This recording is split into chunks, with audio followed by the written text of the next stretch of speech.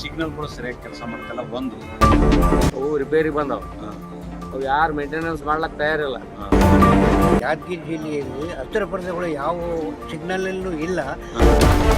ಬಿಸಿಲಿನ ತಾಪ ದಿನೇ ದಿನೇ ಹೆಚ್ಚಾಗ್ತಿದೆ. ಟ್ರಾಫಿಕ್ ನಲ್ಲಿ ಹಸಿರು ಪರದ ನೆರಳಿಗಾಗಿ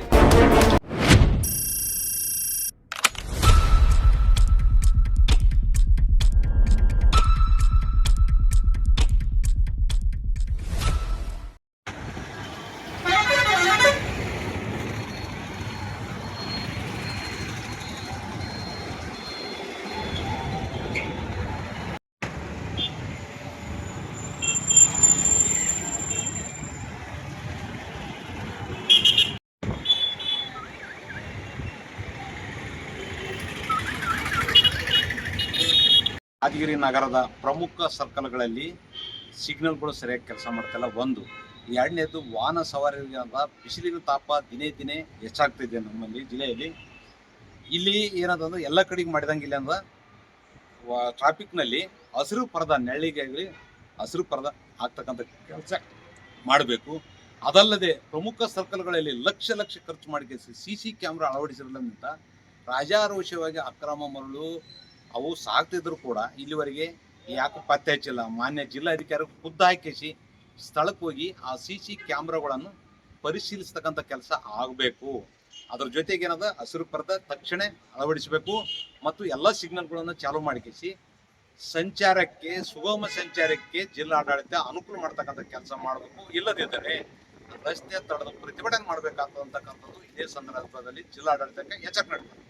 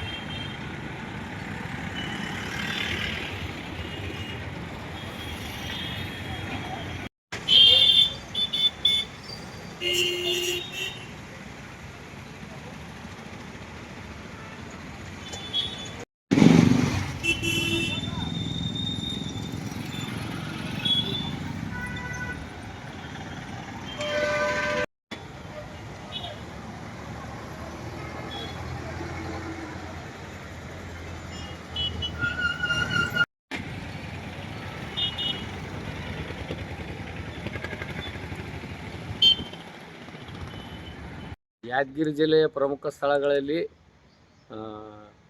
ಸಿಗ್ನಲ್ಗಳು ಅವು ರಿಪೇರಿ ಬಂದವು, ಅವು ಯಾರು ಮೇಂಟೆನೆನ್ಸ್ ಮಾಡ್ಲಕ್ಕೆ ತಯಾರಿಲ್ಲ. ಯಾವ ಉದ್ದೇಶಕ್ಕೋಸ್ಕರ ಕುಂದ್ರಿಸ್ರಿ, ಹಳ್ಳಿಯ ಜನರು ಬರ್ತಾರ, ಇಲ್ಲಿಟ್ರೇಟ್ ಜನ ಬರ್ತಾರ, ಅವು ಗಾಡಿಗಳು ಅಡ್ಡ ತಿಡ್ಡ ನಡೆಸ್ತಾರ ಯಾದಗಿರಿ ಜಿಲ್ಲೆಗ. ನಮ್ಮ ಯಾದಗಿರಿ ಜಿಲ್ಲೆ ಹೆಂಗದ ಮತ್ತು ತಮ್ಗೆಲ್ಲರಿಗೂ ಗೊತ್ತಿದ್ದ ವಿಷಯ ಅದ. ದಯಮಾಡಿ ಏನದ ಸಿಗ್ನಲ್ಗಳು ರಿಪೇರಿ ಮಾಡ್ರಂತ ನನ್ನ ಮನವಿ ನಾಗರೆಡ್ಡಿಗೌಡ ಎತ್ತಿಕೊಂಡು.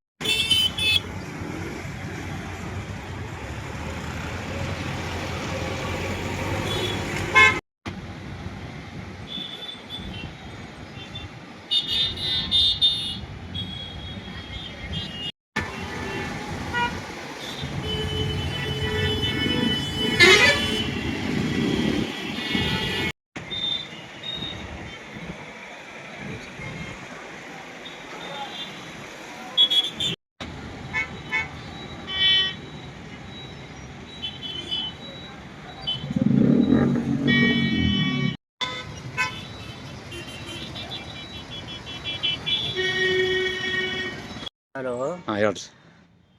ಕಲ್ಯಾಣ ಕರ್ನಾಟಕದ ಹಿಂದುಳಿದ ಪ್ರದೇಶ ಆಗಿದ್ದು ಯಾದಗಿರಿ ಜಿಲ್ಲೆಯಲ್ಲಿ ಹಸಿರು ಪರದೆಗಳು ಯಾವ ಸಿಗ್ನಲ್ಲೂ ಇಲ್ಲ. ಈಗ ಮಾರ್ಚ್ ಮುಗಿಲಕ್ಕೆ ಬಂದಾಗ ಇದುವರೆಗೂ ಇಲ್ಲ ಅಂತಂದಾಗ ಜಿಲ್ಲಾಡಳಿತ ಎಷ್ಟು ಹಿಂದುಳಿದದ ಎಂಬುದು ತಾವು ತಿಳ್ಕೋಬೇಕು. ಪ್ರತಿಯೊಂದು ಈ ರೀತಿಯಿಂದ ಆಗಬೇಕು, ಪ್ರತಿಯೊಂದು ಸಿಗ್ನಲ್ ಇದ್ದಲ್ಲಿ ಅಂತ ಹೇಳಿ ನೆರಳಿನ ಪರದ ಹಾಕ್ಬೇಕು ಹಸಿರು ಅಂತೇಳಿ ಹೇಳಿ. ಜನ ಸೌಕರ್ಯಕ್ಕೆ ನೆರಳಾಗ್ತದ, ಜನರಿಗೆ ತೊಂದರೆ ಆಗಂಗಿಲ್ಲ, ಏನಿಲ್ಲ. ಅಲ್ಲಿ ನೀರಿನ ಕುಡ್ಲಿಕ್ಕೂ ನೀರಿನ ಸೌಕರ್ಯ ಇಲ್ಲ, ಹಿಂಗಾಗಿ ಭಾಳ ತೊಂದರೆ ಆಗ್ತದ. ಚಂದ್ರಶೇಖರ್ ತಂಬಾಕಿ.